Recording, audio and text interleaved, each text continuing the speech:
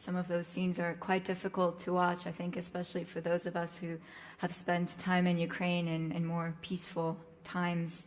Mayor Klitschko, when I was in Kiev a month ago, one thing that really struck me was that a lot of residents seemed really adamant about trying to go about their daily lives as much as they can, you know, still taking their kids to the playground, for example. But over the past days, we've seen that Kiev is not immune to violence. Do you believe that the capital is safe for civilians at the moment? First of all, good afternoon, ladies and gentlemen. Great to be here in NATO summit. Great to talk to the friends of Ukraine. I want to say from Ukrainian citizens, thank you very much for everyone who support Ukraine. We need your help. Without your help, to be honest, we can't survive. We stay in front of one of the strong armies in the world and surprise whole world. We tough fighting against the Russians. And simple explanation why we surprise for everyone in the world, why we so good against one of the strongest armies in the world.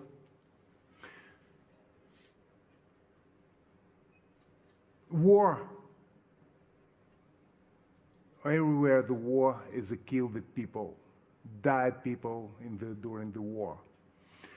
And this war take thousands and thousands people in Ukraine. We see right now, you saw right now in horrible images from Kiev. In Kiev just destroyed more than 300 buildings and more than 120 people died, but much worse situation. Thanks God, we have international press in our hometown. They immediately to show all the world what's going on, but we doesn't have international press in Mariupol. Whole city is destroyed. Kharkov, half of the city, Chernihiv, and many, many another small cities. And thank you for your support. We need support, political support, economical, humanitarian help, and also, what is very important, defensive weapon. We need defensive weapon. Defensive because we defend our country. We defend our cities. We defend our families and our children. And also, I hope every one of you have to understand we defend values, the same values what we have, and we're defending you. And that's why we ask right now about defensive weapon, what we need so much. Why we're successful? Simple explanation. In the war, people died. Russian soldier paid good. Much more soldier from Russian side. Much more tanks, planes, rockets. Russians actually have plans in few days occupy Kiev, and in a couple of weeks occupied whole Ukraine. We destroyed, our soldiers destroyed these plans. Simple explanation. The Russian soldier fight for the money. Our soldier, very good motivated. I am, as former fighter, I tell you small secrets, it's not important the size. It's not important how strong are you, much more important will to win, much more important the spirit. Russian soldier fighting for the money. Our soldier defending our families and our children, and future our children. The question for every one of you, are you ready to die for the money? I'm more than sure everyone ready to give his life for his family, for his children, for the future of children. It's simple explanation why Ukrainian soldier so successful against the strongest army in the world. But we need your help, And that's why we are right now together with Vladimir, coming from Kiev yesterday, and participate in NATO summit and deliver very important messages to every one of you regarding our homeland, regarding Ukraine. Mayors, Jose, if I can tell, thank you very much. We actually a couple of minutes ago signed historical agreement. We make our cities capital of Ukraine and capital of Spain, sister city. It's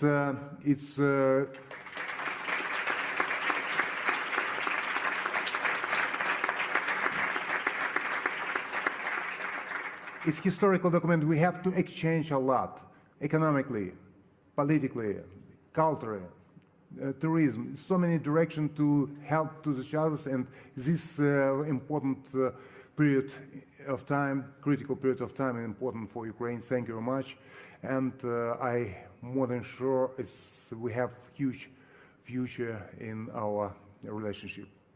Self-government, one second. Self-government is very important. I'm not just mayor of Kiev, I'm president of City Association of Ukraine, more than 1,000 communities in our association, one of the largest associations, and the biggest pressure and the target, the mayors. More than 30 mayors kidnapped. Just yesterday, mayor of Kherson was kidnapped. Nobody knows where he, and mayor of Gostomel. If battles was close to Kiev, bring the medication, the food for citizens, and was killed from Russian soldier. Actually, self-government is a target of aggressors, and yes, of course, huge battles in Ukrainian cities. Mariupol, Kharkiv, Severodonetsk, Chernigiv, Bucha, Gostomel, Irpin, I can tell about many other cities. And self-government is a base of our country, and also still the target. And it's very important to talking directly, mayor to mayor, city to city, and help each other. I very appreciate. Thank you very much. Following up on your point, your message to officials, and I see several senior officials here in the room from NATO and Western allies. Do you feel from your conversations here in Madrid that your message is being sufficiently heard? Do you feel that you're getting the kind of weapons and the quantity of weapons that Ukraine needs? Actually, right now, the main message in NATO summit, it's not message, main tema, the war. One of the biggest war after the Second World War in the European continent. We don't know right now exactly numbers of people who died, and thousands people. We don't know exactly the numbers. The war is not finished, and we have to do everything what is possible to stop the war, to bring the peace back to Europe is main priority for everyone. And yes, of course, the main question right now, how we bring the peace, what we have to doing, and Russians respect just the power. We have to be strong, and we need modern defensive weapons.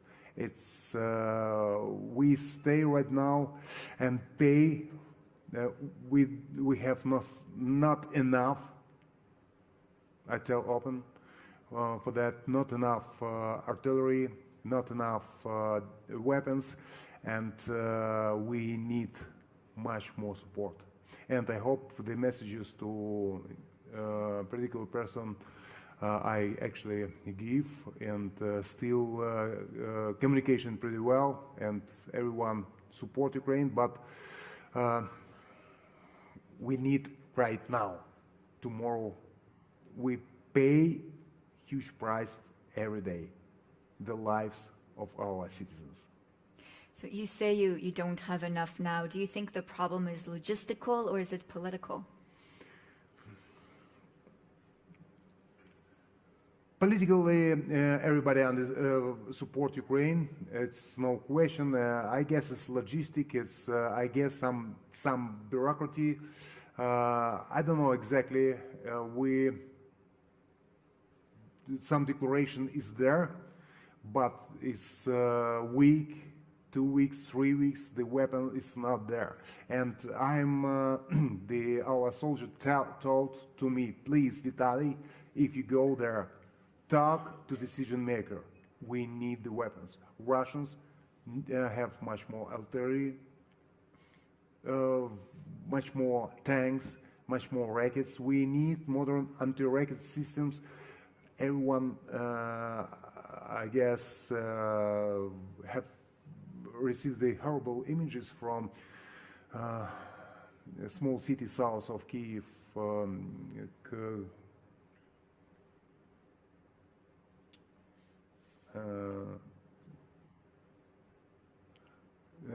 how's the city? The rockets. It's not good. Kremenchuk, thank you. It's a Kremenchuk small city, south, 200 kilometers south of Kiev.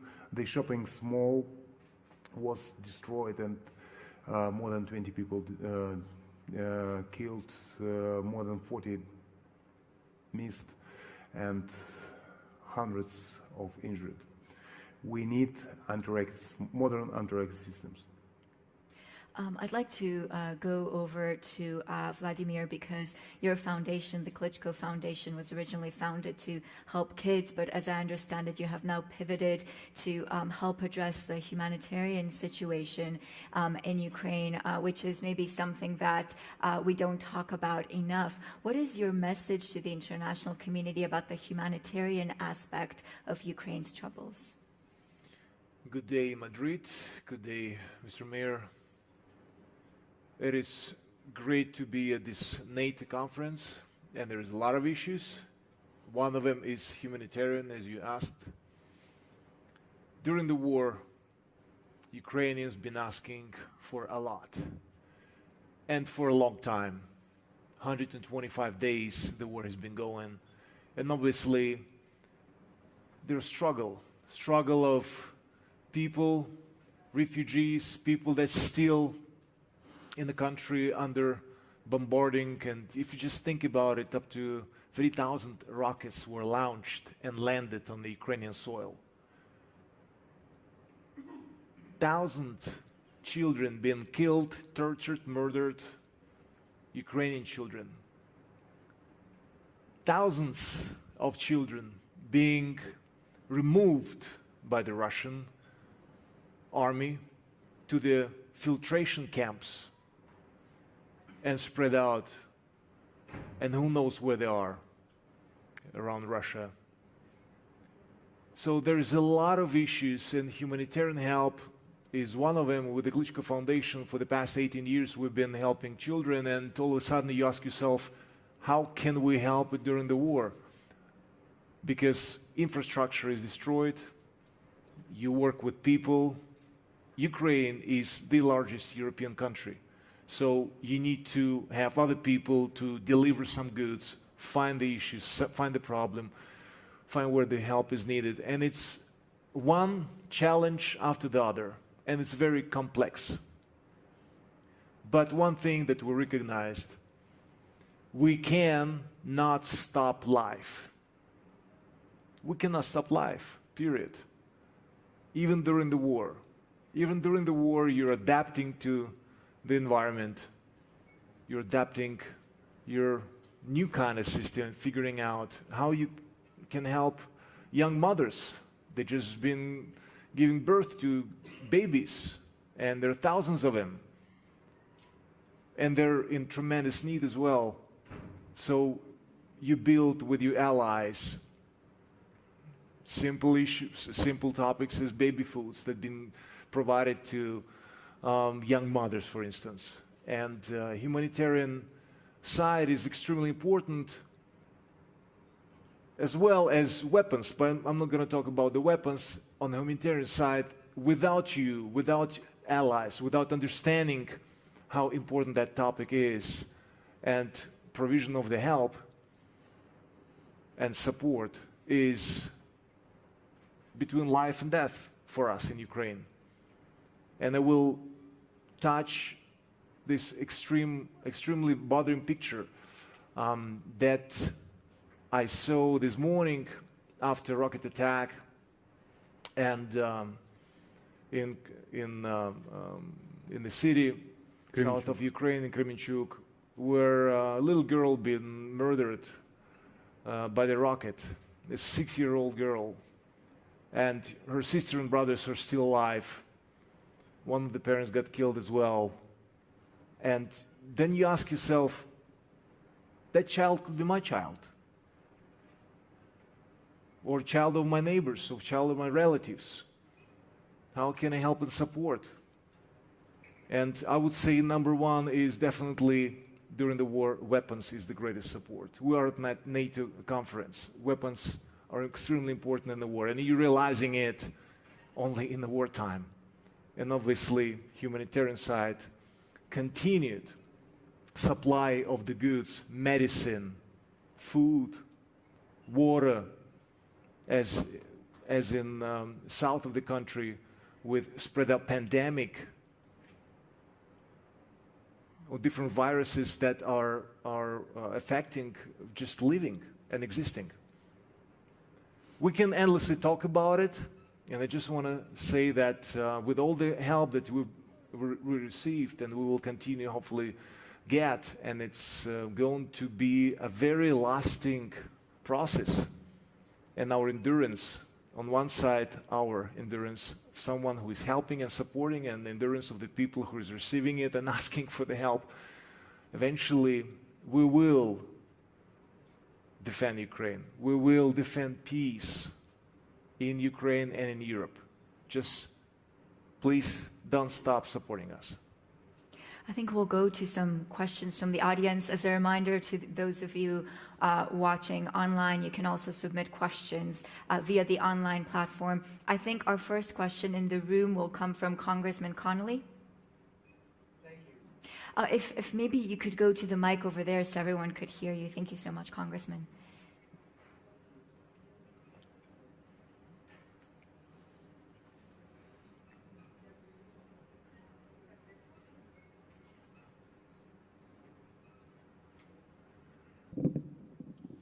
Thank you. I'm not often accused of not being heard, with or without a mic. Anyway, thank you both so much for being here. I guess my question goes to, given what you're describing, and given the horror we all watch on television every day that's unfolding in Ukraine, what is it you think Vladimir Putin is afraid of in Ukraine? Why the ferocity? Why the relentless brutality that he is unleashing in Ukraine? And to what extent do you really think it's about what you talked about, Mr. Mayor, self-government, that Ukrainians have put themselves on a path to a free society, and that maybe he finds that very threatening? I'd love your views on that. It's very important to understand sense of this senseless war. Please, I need to tell that. Putin have idea to rebuild Soviet empire. They told it just a couple of weeks ago. They collected Russian properties, former Russian, in his opinion, Russian empire, to rebuild Russian empire, to rebuild Soviet empire. Ukraine was as part of Soviet empire. Also, Poland, Baltic countries, Hungary, part of Germany, Czech Republic, Slovakia, part of Germany was also the part of Soviet empire. And this war beginning with just one goal: to rebuild, to make aggressive politics, to rebuild Soviet empire. And also Putin was surprised how tough Ukrainian soldier, how good result Ukrainian deliver, and that's why they changed the commanders. I guess right now the 3 or 4 times they change of commander of military forces, and that's why they respect just power. Ukraine will be powerful country.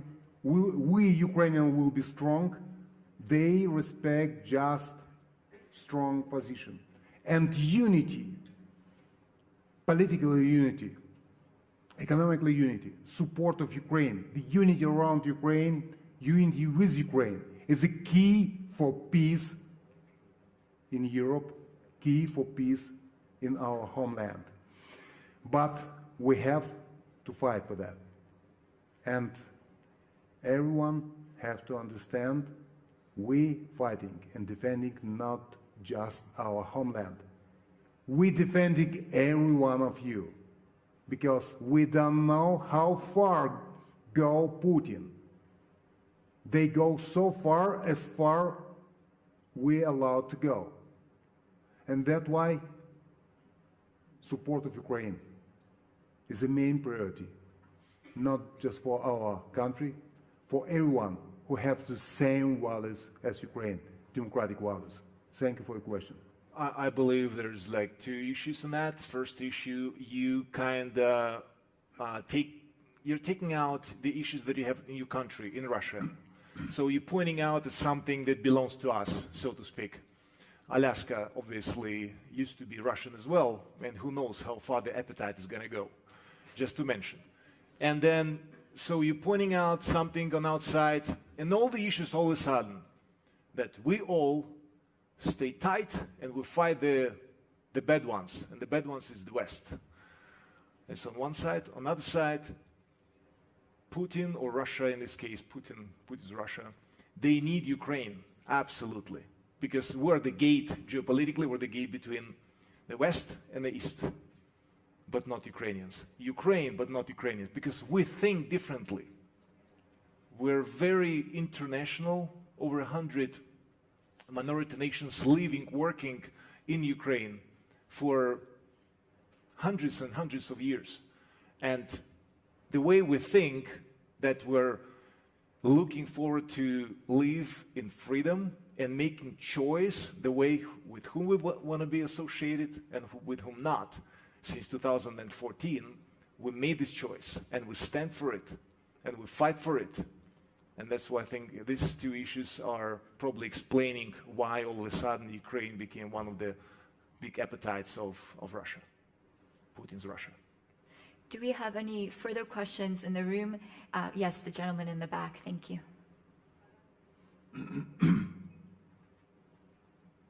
If you could introduce yourself, please. Good afternoon. Gregory Mose, professor at the American College of the Mediterranean. One of the sad tendencies in modern warfare has been attacks on the cultural heritage of target countries. I wonder if you could comment on the extent of destruction of cultural property in Kiev and in Ukraine in general.